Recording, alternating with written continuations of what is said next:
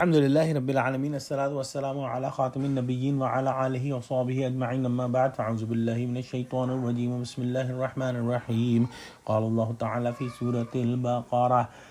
وَالَّذِينَ يُتَوَفَّوْنَ مِنْكُمْ وَيَذَرُونَ أَزْوَاجًا يَتَرَبَّصْنَ بِأَنفُسِهِنَّ أَرْبَعَةَ أَشْهُرٍ وَعَشْرًا فإذا بلغن أجلهن فلا جناح عليكم فيما فعلن في أنفسهن بالمعروف والله بما تعملون خبير.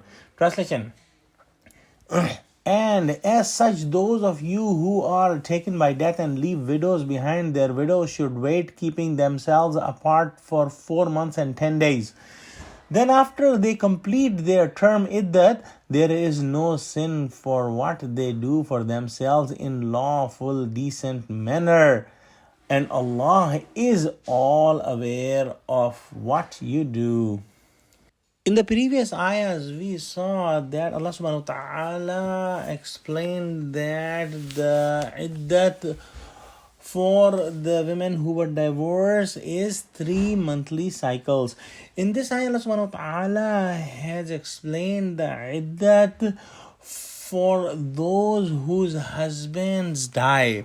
And this iddat is 4 months and 10 days. So during those 4 months and 10 days after the death of the husband, that woman cannot marry another man. And also in hadith we see that they should also avoid getting all the makeup and putting mehndi and putting perfumes on it. It should be understood that these 4 months and 10 days iddat is for a woman whose husband died and she is not pregnant.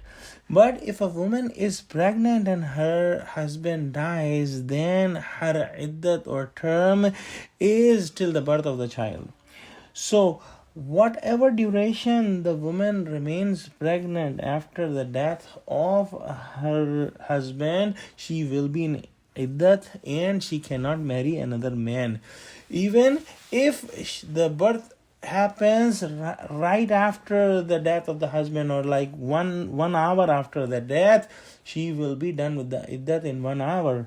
But if the birth takes like 7, 8, 9 months and she remains pregnant, she will remain in the iddat. And inshallah aziz, we will study this topic in Surah Talaq. And in hadith has mentioned that the sog or grieving is also recommended for that woman whose husband passed away. May Allah give us true understanding of Quran and help us understand and act on the commandments of Allah. Ameen. Wa akhiru da'wana alhamdulillahi rabbil alamin. Assalamu alaikum wa rahmatullahi wa barakatuhu.